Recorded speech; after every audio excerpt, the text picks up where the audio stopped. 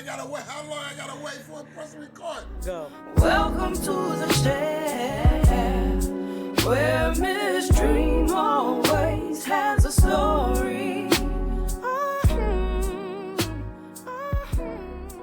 It's Dream, and we got a season 2. Your Black Bostonian here, a product of a single mother who I work to make proud every single day. I'm a 3-degree holder, your veteran educator, your tech entrepreneur, and founder of the Chair platform. My platform is dedicated to supporting Black and Brown people on their hair journey by creating hair boards, connecting to hairstylists, and sharing haircare tips for a more joyous experience. My podcast is about sharing hair stories, educator stories, entrepreneurship stories, and stories surrounding identity with goals to leave you laughing, learning, and advocating. So come in and listen to the stories in the chair. Where we share stories in the chair. Hey, beautiful people. This is Vanda. Vanda, can you please introduce yourself? Hello, everyone. My name is Vanda, also known as Vanda. Vanda and I met in elementary school. I remember we would write music together. So I have this old notebook where you wrote the lyrics and you were the singer, and I wrote the chorus and I was rapping. It's like in red ink. Oh my God. It's an old notebook I have. And I was like, this is crazy. This is so old. You know, it's just cute. unlocked a memory. Oh my God. I think I remember the song. It was something. Did you mention a feather or something? We belong together in the weather. Like, yeah. Is this where we're like? Oh my God. Definitely. That's crazy. Like, you still have it? Yeah, I still have it. Okay. It's in like during COVID, I did a lot of cleaning, as a lot of people had all this free time. And so I am a little bit of a pack rat, but I keep pieces of paper, like just things. So I started scrapbooking. So that was one of my big activities during the pandemic. And so then I found it. I found a stack of journals, all the way since when I was a kid. And so it was pretty cool finding that and looking at all the songs that we wrote together. I wrote by myself. I wrote with my neighbors, just all in this notebook. So it was a bunch of really funny memories. But that was when we were kids. Recently, a couple years ago, I was at the club on a date, and I was walking to the bathroom, and then someone says, "Hey, Dreamer," and I was like, "Who is calling me my full name in the club right now?" And then I turn around and I'm like, "Oh, it's been Vinda." And I was like, "What are you doing here?" And we just caught up and chatted in the bathroom, and it was a good moment. I was like, man, it's been so many years since we've seen each other.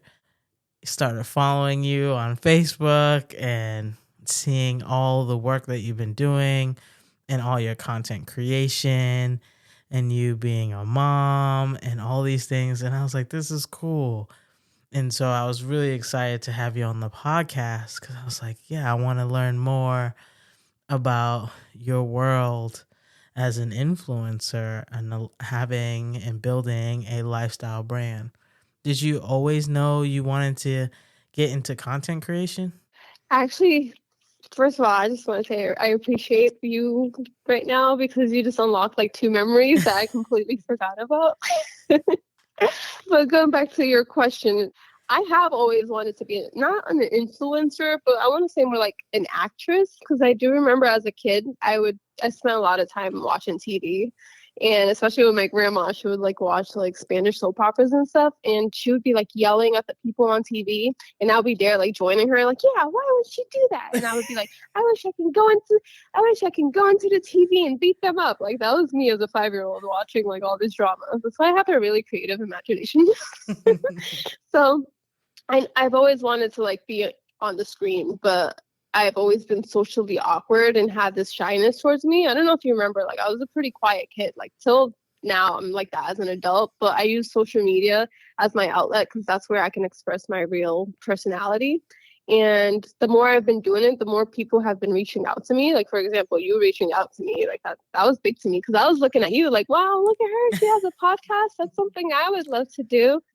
Now, I wasn't even considering myself as an influencer until recently when I started posting more, and then Facebook invited me to be a content creator. And then people were reaching out to me and referencing me as an influencer. And I'm like, oh, I didn't even know I was one. But I definitely want to be one now, especially with the outreach. It was the video that I posted about my domestic violence situation that got a lot of outreach, especially from women. So, and they would like open up to me and tell me their stories. And ever since that, that's made me want to be an influencer even more, because I realized that a lot of us are going through the same thing, but it's not until like somebody opens up that the next person's going to open up. So just getting that feedback from people is what's like pushing me to want to be an influencer more. So I don't know if I answered your question correctly, but in the beginning, I didn't see myself as an influencer, but now that I'm getting all this feedback, I do want to be that influencer. You calling me that is actually like, thank you.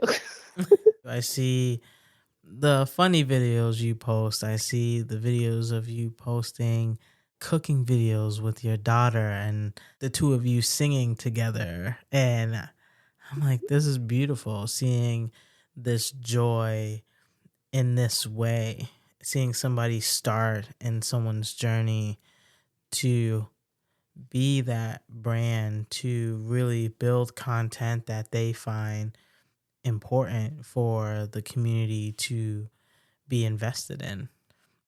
When you are saying that you are your real self, your true self, your full self, putting it online, what are you expecting from your audience? So what I'm expecting from my audience, I'm not really expecting anything. I don't know if it really answers your question, but I'm having a hard time now with my audience, because before I was posting all these things, that I was holding back so much for my posting. I have probably like 5 years worth of content in my phone right now. Wow. But because of like the legal situation and stuff I was dealing with, and like I was overthinking it and being so afraid to like actually like post things, because every little move I made, I'm like, oh, they're going to go use that against me. They're going to go use that against me, when I know that like I'm this great mom. I low-key want to be like an advocate of especially domestic violence, because I didn't know that domestic violence, I didn't know the actual definition until like I had to deal with all this court stuff. And even like I thought domestic violence just meant like somebody's hitting, like the man hits the woman. I thought that's all it was, but I learned a lot. Like they tell you like it's them controlling your, like looking at you through your phone, controlling who you talk to. Like before, the people I was dating, if I post a selfie on social media, they would like get mad at me because, oh, why are you posting? You trying to get attention? That's how I was living for so many years. So I would always like get backlash for posting. It wasn't until 2.5 years ago I met my boyfriend. I'm finally in a healthy relationship where I'm even surprised at some things. Like everything that I learned, I had to unlearn. And now that's why like you see me online and I'm like living the life that I've always wanted, but yet there's the people from my past trying to take that away from me. No one can take it away from you. It's yours. Where we share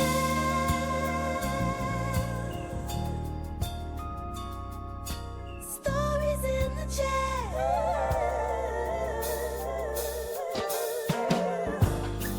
Look, it's my commercial. We will be right back. It's more than just a bad hair day. It's a journey.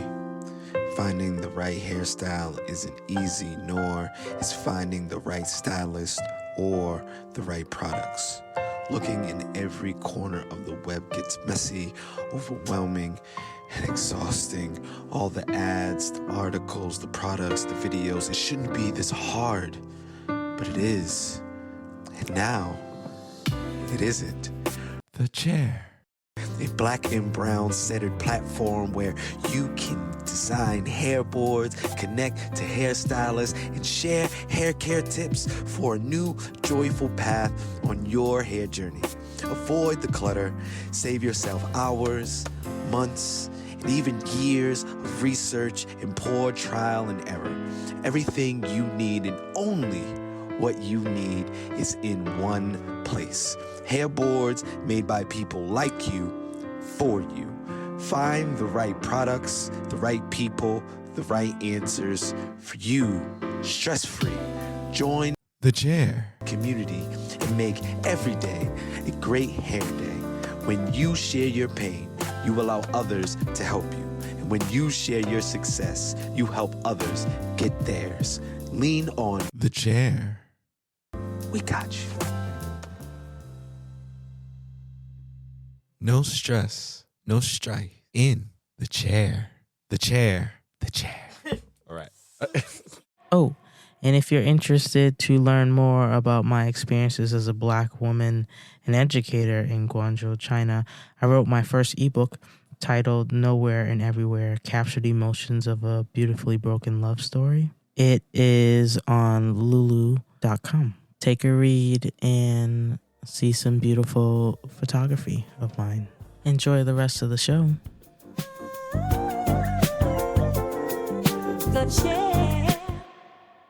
Content creation is something that I've been learning a lot about building a podcast. On this podcast, I talk hair, I talk education, I talk entrepreneurship, I talk identity. And at the same time, I've had to learn how to market, promote, and so we have shorts, and I'm using Canva to the 9th degree. And that is a lot of work. And you, as an influencer, building your brand, do you love that work? How does building content bring you joy? It brings me joy once I finished what I'm doing. And that's what I have a hard time doing sometimes. You're right. It is a lot of work. And I praise Canva. Canva is my baby. I'm glad you mentioned that. I use Canva for basically everything, because with me, I don't have a specific thing that I do with my art. I'm all over the place because I've tried like every art hobby there is out there. But the latest stuff that I've been doing has a lot to do with t-shirts. So I've been using Canva a lot to make my t-shirts and stuff.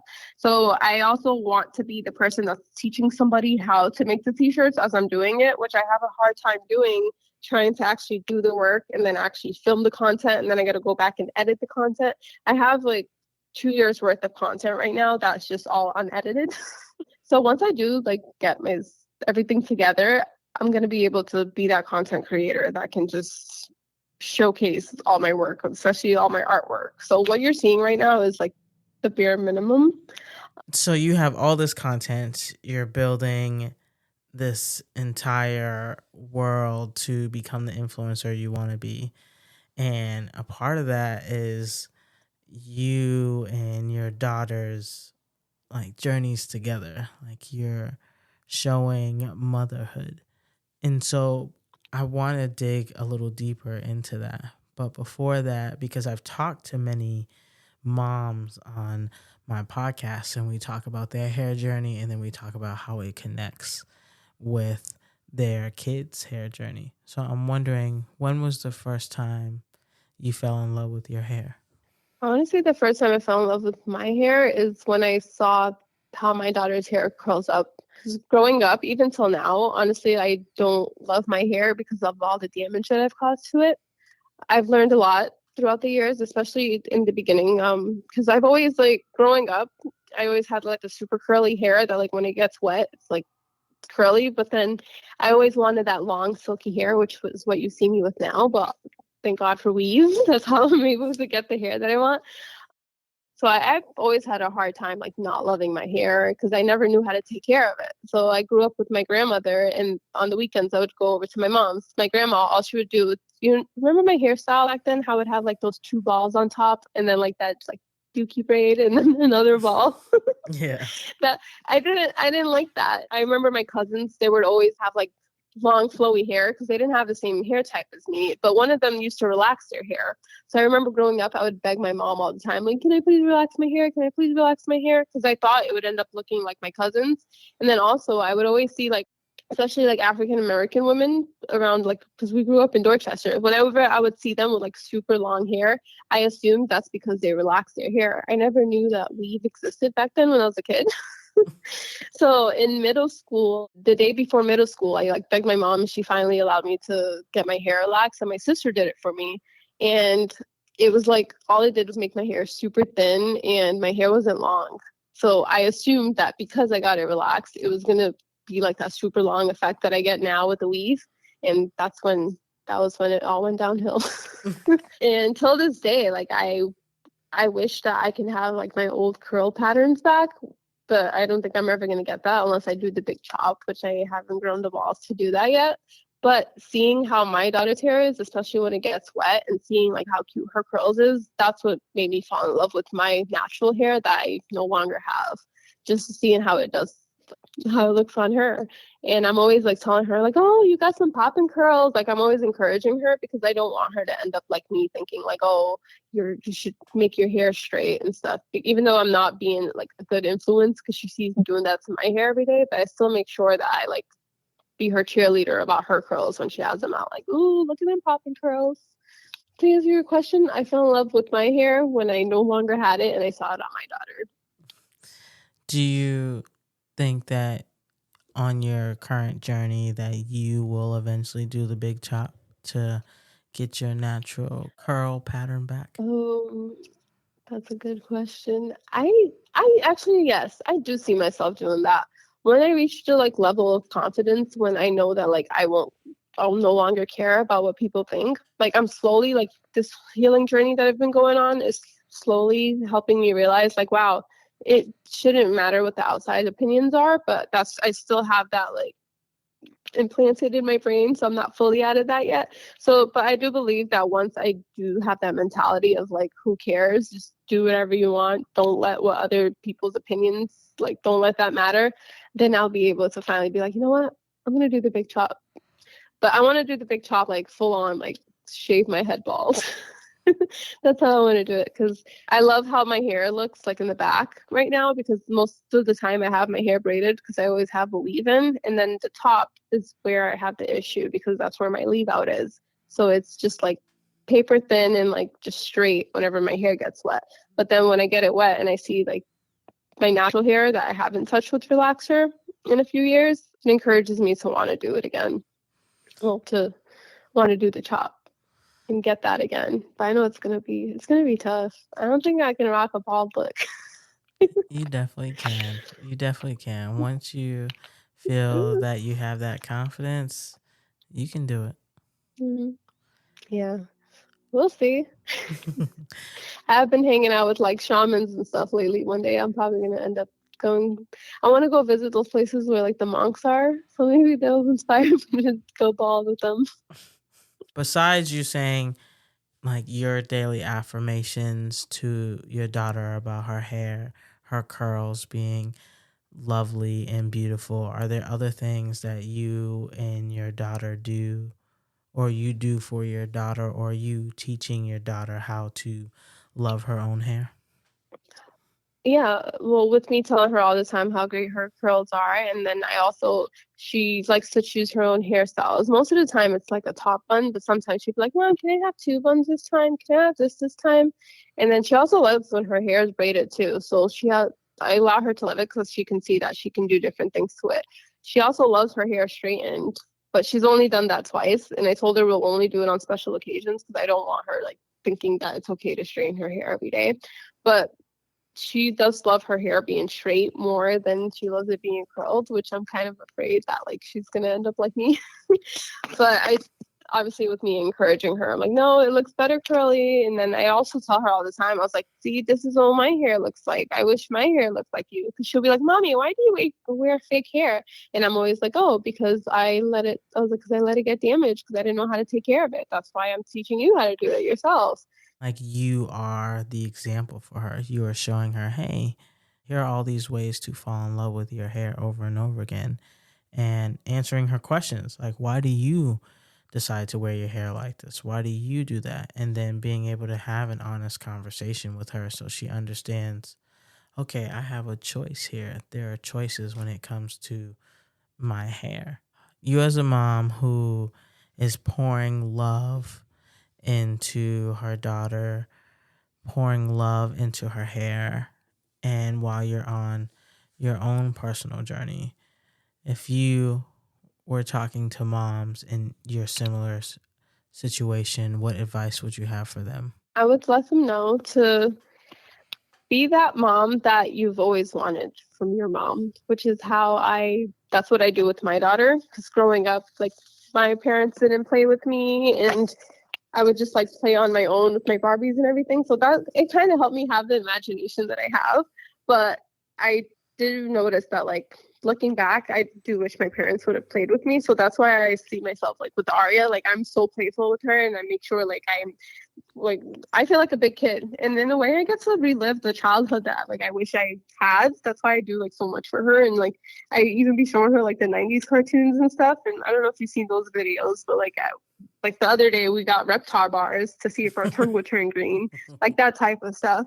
So I would definitely encourage parents, to look back and think of all the times that like, oh, I wish my parent did this, I wish my parent did that. Like, be that for your kid. You know what I mean? Is there anything else that you would like to share about your influencing journey or your influencer journey? And it's not what I thought it was going to be. It's definitely a lot more work than I thought it was going to be, because all these videos I've watched throughout the years, and I'm watching these people, and yes, they inspired me, and I'm like, oh, I want to do that. I want to do that. But now the more that I'm actually doing it, the more I'm seeing like the background work behind it. And now I'm understanding why people have a team that does all these things for them. So right now I'm not on the level where I can like get a team yet, like an editing team, and to do my videos for me. I want to reach the point where I'm able to just make the content, but not have to like edit the content and put it out there for people. Like, I just want to enjoy the time I'm having with my daughter. And I'm realizing that me being the editor and everything does take time away from her. So yeah, I'm glad that I'm going through what I'm going through now. It's actually making me learn a lot. So in the future, I'll have a team once I reach that level. You will. You absolutely will. Yeah. And be on your level, get an editor. Yeah, I'm gonna send you her email. You got it. I've been thinking of doing like YouTube videos and stuff with her, because so the thing is, she watches YouTube videos a lot, but I'm always there watching it with her. And I've been hardcore like studying what the people have been doing. I notice like every like 5 seconds they have to have like something pop up on the screen, or they have to like make some weird like type of sound effects. You know those sound effects I'm talking about? Watch like being that parent that's also playful, I'm able to like watch all these videos with her and see like and be able to study it, like, oh, this is what the kid's like, this is what she's laughing at. I'll notice like what she's laughing at, like, and then a lot of times things will happen on the show, and then she thinks they're real, but I'm always like, that's fake. And then I explain to her how it's done, so she gets to see like behind the scenes work too, especially now that we're filming our own videos, and sometimes we have to do more than one take. So she's seeing that like social media is not really what real life is, you know? So I'm glad that she's learning from the both ends. Like, she's watching the YouTube videos, but now that we're actually making stuff, it's like, oh, you see, it's not as easy as it looks on there. And then I noticed like a lot of times she'll watch like families, and I feel like kids are watching these families like be playful and stuff because that's what they really want. So it kind of ties back to what I said about being that parent that you've always wanted and be playful with your kids. A lot of kids are just like stuck watching YouTube and wishing they had those types of family, like me when I was a kid, watching TV all the time, wishing I had a Disney Channel type of family. Which, when I think about it, that's probably why I do like all this like cartoony stuff for Arya. It's because it's that like Disney Channel family aspect I always wanted. Well, thank you, Vanda, so much for sitting in the chair. I truly, truly appreciate it. Thank you. Thank you for having me, and I'm really proud of you for having your podcast. Oh, thank you. Welcome to the chair, where Miss Dream always has a story. Thank you for listening to an episode of The Chair. I'm going to share with you a dream of mine. I would love to be on Sesame Street. Sesame Street held my hand through childhood. In my dream, I would be in my big afro or rainbow braids sitting on the stoop sharing hair stories. I would like your help, please, by doing all the things like leave a review, Share it with someone who would benefit from hearing this episode. And if you know someone who knows someone who knows someone at Sesame Street, share your favorite episode with them, and I'll make you some of my famous chocolatey hot chocolate. I hope you have a beautiful day, or if you are like me, still up in the middle of the night, I hope you take a deep breath and rest. Love you. Talk to you later. Hello. Please leave a message after the tone. Dream, hello. I just wanted to tell you you're wonderful. I just got through going through your podcast. Love you, love you, love you, love you. Keep it up. Maybe I need to send it to Oprah and Tyler Perry. Love you, baby. You are great. Where we share